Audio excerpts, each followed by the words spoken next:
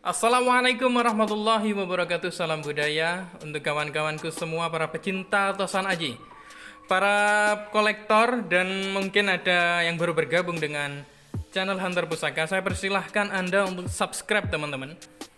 Subscribe dan tekan tombol loncengnya agar ada notifikasi di layar HP Anda ketika saya membuat video-video tentang edukasi, tentang pembabaran, tentang penjelasan bagaimana perihal tosan aji, keris, tombak, dan pedang. Sekali lagi jangan lupa di subscribe, teman-teman ya. Kali ini saya akan membahas keris lagi ya, keris. Dan keris ini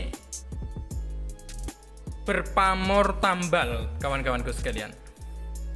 Untuk pertama kalinya, seperti biasanya kita bahas dulu sandangannya, bajunya, pakaiannya, first impression katanya. Tampilan awal, tanpa merubah dulu tampilan awalnya seperti halnya dedarnya. Jadi saya menginginkan kesan otentik ketika saya dapatkan dari lokasi, sehingga saya tampilkan di dalam video. Itu maksud saya, teman-teman. Oke, kawan-kawan sekalian, ini adalah seperti hal biasanya dapat lagi, yaitu Gayaman Surakarta Banjihan seperti ini. Pada dedarnya ini lumayan bagus, kuno, karena ukirannya bagus, teman-teman. Ya, ukirannya bagus. Pada mendaknya, terus pada ininya, ini harusnya nanti ini diberi kain merah atau warna biru sehingga akan tampil cukup menawan nanti. Kalau seperti ini kesannya kayak nggak niat nyandangi. Tapi nggak apa-apa, nanti kalau ada yang mau misalkan laku gitu, bisa saya sandangi, bisa saya bersihkan, kawan-kawan. Oke, kawan-kawanku sekalian, para pecinta tosan aji, mari kita melihat pada isinya seperti apa, wilahnya seperti apa. Bismillahirrahmanirrahim. Oke, kawan-kawanku, ini dia. Untuk seperti biasa, saya selalu memberikan plastik ya. Ini adalah pengaman supaya nggak dipegang oleh tangan-tangan manusia, karena tangan-tangan ini mengandung lemak, mengandung cairan yang bisa menempel di wilah, dan wilah menjadi karatan, teman-teman. Kalau udah karatan perlu mutih lagi, kalau udah diputih baru marangi lagi, antri lagi berminggu-minggu. Nah, kalau seperti ini kan aman, teman-teman ya. Oke, mari kita ukur secara dimensinya. Kira-kira panjangnya sampai berapa ini? Oke. Panjangnya 36 cm ya, 36 cm. Panjang dimensi wilah sampai gonjonya. Untuk lebar dari gonjo itu sekitar 7,5 cm. Ya, 7,5 cm. Lalu pada peksinya panjang sekitar 7 cm, kawan-kawanku. Normal semuanya ya, normal semuanya, wilahnya pun normal semua.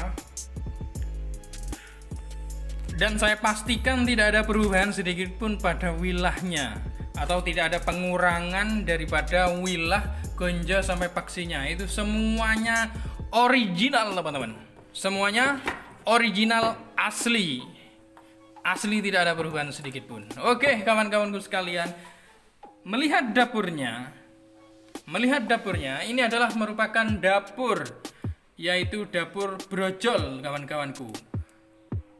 Istilah orang-orang dahulu, para pemuda di zaman kerajaan zaman dahulu, Majapahit, Mataram, dan lain-lain di kerajaan Jawa, bahwa anak muda diwajibkan mempunyai keris lurus, diantaranya adalah tilam sari, tilam upih, dan brojol, kawan-kawan.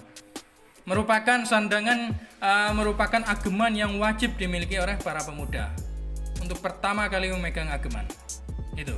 Jadi kalau pemula, mas, kadang kan banyak sih pemula untuk mempelajari keris tidak punya ageman sama sekali, mas. Banyak pertanyaan seperti ini, mas. Untuk pemula bagusnya apa gitu? Jadi saya jawab sekarang adalah pemula itu bagusnya adalah keris lurus, semisalnya keris ini, yaitu keris brojol, tilam sari, tilam upih. Jadi seputar itu, teman-teman.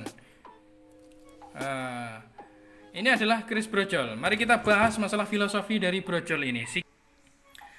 Jadi keris brojol ini filosofinya merupakan salah satu jenis keris yang dipercaya dapat memperlancar kelahiran di jabang bayi. Sehingga tidak heran kenapa orang-orang dahulu sampai saat ini di pedesaan-pedesaan kadang mempunyai keris yang berdapur brojol itu. Kadang anak-anaknya ini bilang, para pewaris kerisnya itu bilang, ini dulunya dibuat mbah saya untuk dukun bayi. Pernah nggak seperti itu? Nah, ini sering kali dijumpai perkataan seperti ini karena memang filosofi dari zaman dahulu, teman-teman, memang untuk sebuah kelancaran dari si jabang bayi. Dan juga tidak heran keris brojol ini oleh orang yang berprofesi sebagai dukun bayi itu digunakan sebagai azimat, kawan-kawan.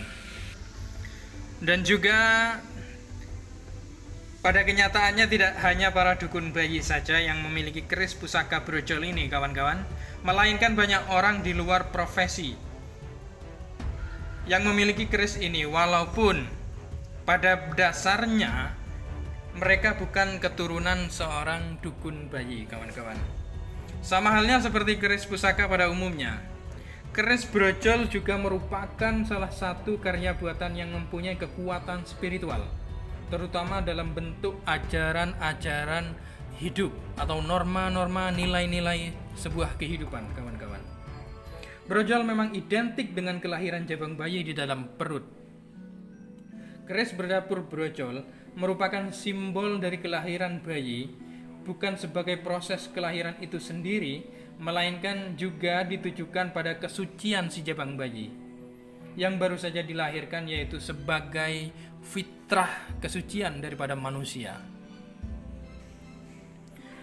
Juga digunakan sebagian orang masyarakat untuk mempermudah segala urusan.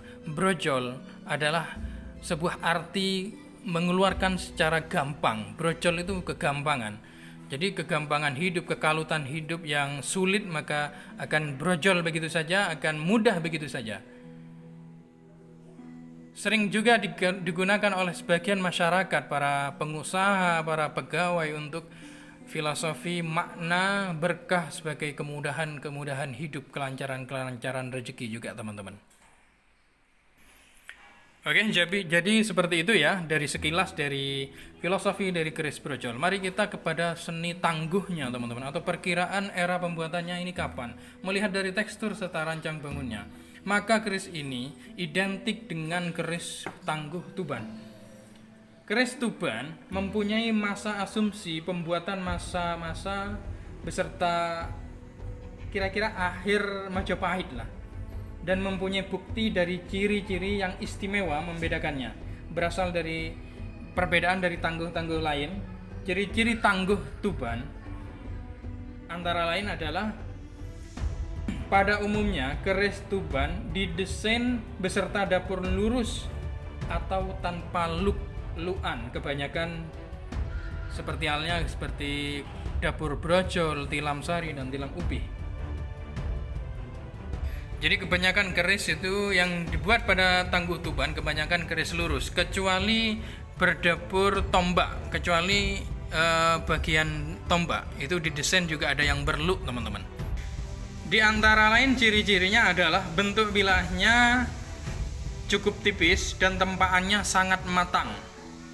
Menjadi akibat keris Tuban pada umumnya mempunyai bobot yang ringan, dan jikalau pada ditanting, teman-teman, maka suaranya itu lebih berdenting, yang menunjukkan sebuah kematangan dari tempaannya. Oke, kawan-kawanku, keris ini berpamor tambal, ya. Ini merupakan pamor tambal, bentuknya seperti ini. Ini adalah pamor tambal. Keris dengan pamor tambal termasuk keris pamor yang cukup langka dan bernilai tinggi karena tingkat kesulitan dalam pembuatannya cukup tinggi, teman-teman. Dan hanya empu keris berpengalaman saja yang mempunyai kredibilitas, yang mempunyai jam terbang, yang bisa membuatnya, teman-teman. Jadi bukan sembarangan empu. Oke? Keris dengan pamor tambal banyak dicari oleh orang-orang yang percaya dengan kekuatan gaib keris ini. Karena pamor ini dianggap memiliki tuah yang baik bagi pemiliknya. Tapi pamor ini termasuk juga pamor pemilih, teman-teman. Jadi tidak semua orang cocok untuk memilikinya. Itu kalau filosofi zaman dahulu. Kalau dipresentasikan kepada era sekarang, saya rasa kita jangan terlalu fanatik terhadap cocok atau tidaknya sebuah keris. Karena tujuan kita adalah melestarikan. Oke?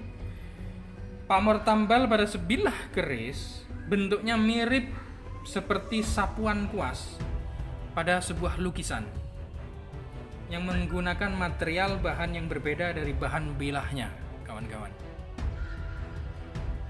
Tambal bisa diartikan adalah sebuah menambal, yaitu sebuah filosofi untuk menyempurnakan sebuah kekurangan-kekurangan yang ada atau memperbaiki sesuatu yang sudah rusak.